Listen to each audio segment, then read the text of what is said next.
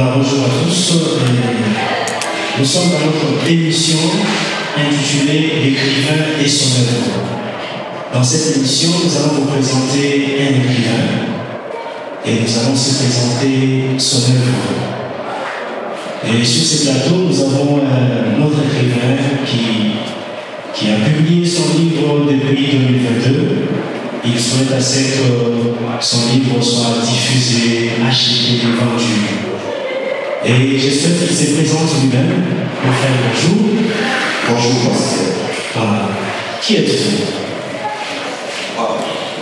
Qui êtes-vous? Présentez-vous. Le public a besoin de vous connaître. Ok, merci beaucoup.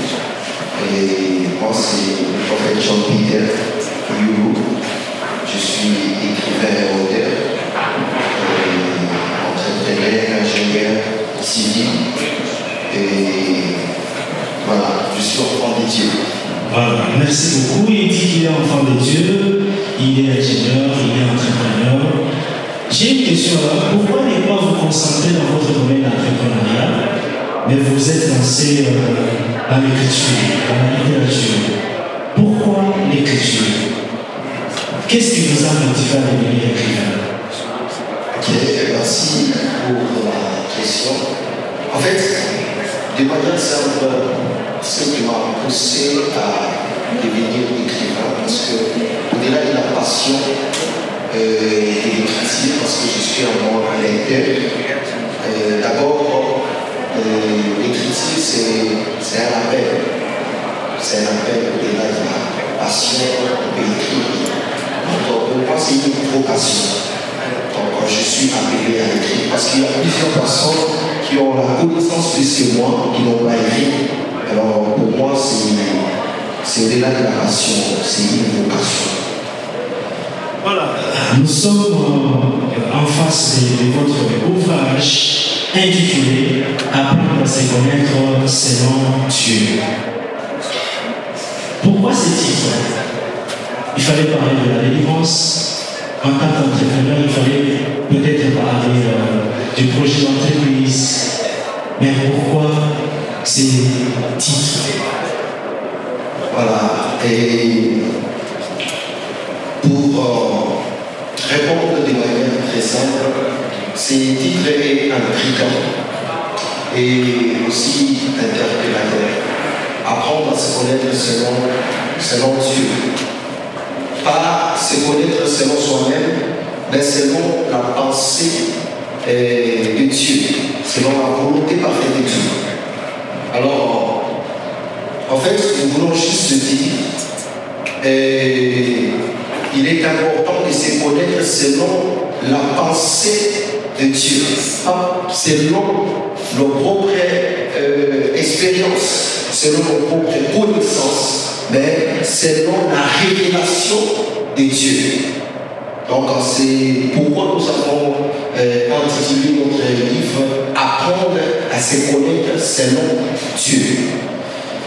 Voilà, pour évoluer avec votre question, je vois votre couverture. Sur la couverture, je vois l'image d'un aigle. Or, le sujet, c'est apprendre à se connaître. Normalement, on devrait avoir l'image de l'homme là-dessus. Pourquoi pas votre propre image en tant qu'homme de Dieu? Mais vous avez mis l'aigle. Pourquoi l'aigle sur la couverture? Voilà, pourquoi l'aigle? L'aigle a beaucoup de caractéristiques. Et l'aigle, c'est l'image de la vision. Et ici, nous voulons parler plus de la vision selon que nous avons de nous-mêmes. La vision que nous avons de nous-mêmes. Parce qu'il est tellement important de se connaître. Et il est difficile de se connaître si nous ne sommes pas révélés. L'homme, c'est un mystère à titre continu. Mais il n'y a que Dieu qui peut nous révéler qui nous sommes. Donc c'est pourquoi il y a l'image de l'aigle. Et l'aigle aussi a plusieurs caractéristiques, comme je l'ai dit. Donc, s'il s'est focalisé sur quelque chose, il doit arriver jusqu'au bout. C'est pourquoi nous avons pris l'image de l'aigle. Voilà, bon, je souhaite que le public aura encore beaucoup de questions à vous poser.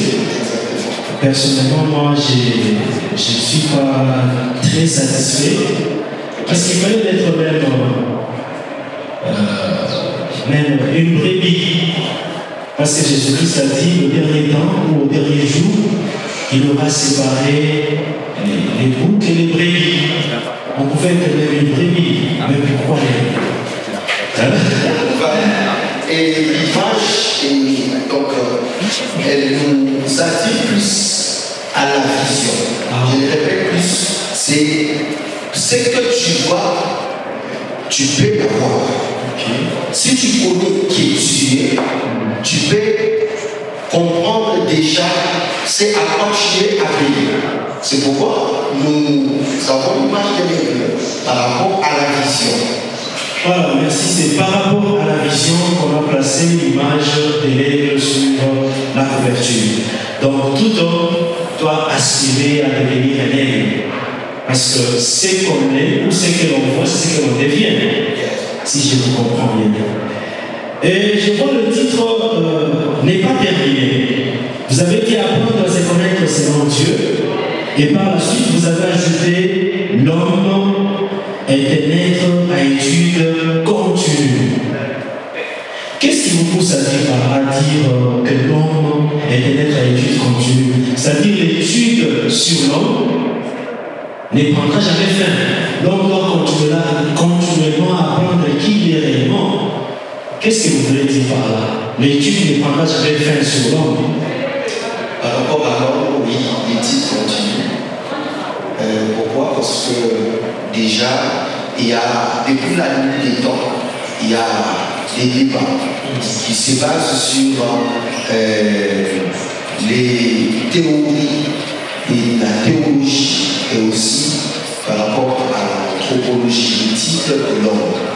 Donc, depuis des années avant même Jésus-Christ, Socrate pouvait écrire connais-toi toi-même.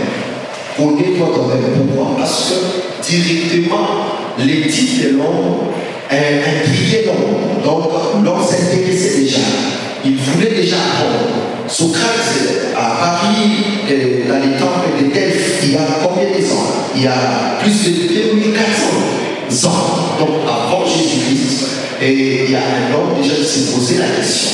Et nous pouvons mieux comprendre l'homme si nous rentrons à l'origine. L'origine de l'homme, c'est à sa source qui est Dieu. C'est pourquoi, dans Genèse chapitre 1, verset 26, nous voyons, la Bible déclare, créons l'homme à notre image, selon notre ressemblance. Et là, comme la Bible est la révélation excellente et parfaite, nous nous appuyons sur ce que la parole de Dieu nous dit et nous ne pouvons pas aussi rejeter la science parce que la science continue avec des recherches et ces recherches sont étonnantes par rapport à notre univers aujourd'hui. Donc aujourd'hui nous pouvons nous déplacer par avion, nous pouvons avoir des satellites communiqués satellite ou quoi. Mais la question que nous devons répondre, c'est de percer le mystère de l'homme. Parce que l'homme, c'est un mystère. Voilà, l'homme, c'est un mystère, ça veut dire que c'est quelque chose qu'on ne maîtrise pas. Voilà. Qu'on n'étudiera pas aujourd'hui et comprendre aujourd'hui. Maintenant, je voudrais savoir, votre livre, il est scientifique ou bien il a un caractère religieux? Religieux ou théologique? Le livre mon livre vraiment est inspiré par Dieu. Voilà, le livre est inspiré par Dieu, donc il a un caractère religieux, si je comprends bien. Je n'aime pas utiliser trop les termes religieux. Voilà, le livre est inspiré. Parce qu'il y a une révélation. Parce qu'il y a une révélation, merci. Je voulais toucher deux choses. Vous avez parlé de l'anthropologie. Oui, l'étude de l'homme. L'étude de l'homme. L'anthropologie, c'est une science. On appelle science parce que c'est une étude, mais cette étude se base sur l'homme. Si je rentre dans l'histoire nous dit que l'homme provient d'un singe. Dieu vous a inspiré. Qu'est-ce que Dieu vous a inspiré? Vous a inspiré que l'homme provient réellement du singe, ou bien Dieu vous a inspiré que qu'est-ce que l'homme et quelle est la vision que l'homme a par rapport à, et plutôt Dieu a par rapport à l'homme? Je souhaite écouter vraiment cette inspiration de votre propre bouche parce que j'ai pris tout mon temps pour lire votre livre. Merci beaucoup. Voilà. Et ça se sent déjà. Voilà. En fait, dans Genèse chapitre 1, verset 46, là nous voyons dans la pensée d'Élohim, Dieu dit, créons l'homme à notre image, il a Dieu le Père, le Fils et le Saint-Esprit, comme on dit ça.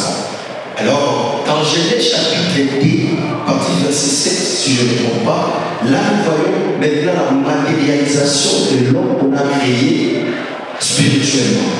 Donc Genèse 1, verset 6, là c'est l'homme qu'on crée par Dieu, mais Genèse 2, verset 7, donc Genèse 2, verset 7, là nous voyons maintenant, on forme l'homme de la poussière par Dieu. Et nous nous basons par rapport à cette vérité biblique. Pourquoi? Parce que la Bible, c'est la parole de Dieu. Et c'est par la foi que nous croyons que l'homme vient de l'éternité. Parce qu'en vérité, d'abord, c'est l'esprit. Dieu a créé l'esprit de l'homme. Il a soufflé cet esprit dans le corps de l'homme. Donc, par rapport aussi à l'anthropologie, je ne crois pas à cela. Je ne crois pas vraiment que la science a raison. Voilà, nous venons d'écouter les prophètes. Vous avez dit les prophètes? Exactement, John. Voilà, les prophètes John Peter, l'homme de l'inspiration, l'homme qui a eu l'inspiration pour nous produire cet ouvrage. Je sens que vous aurez beaucoup de difficultés face aux scientifiques, parce que les scientifiques, généralement, ils sont athées. Ils ne croient pas à l'existence de Dieu. Les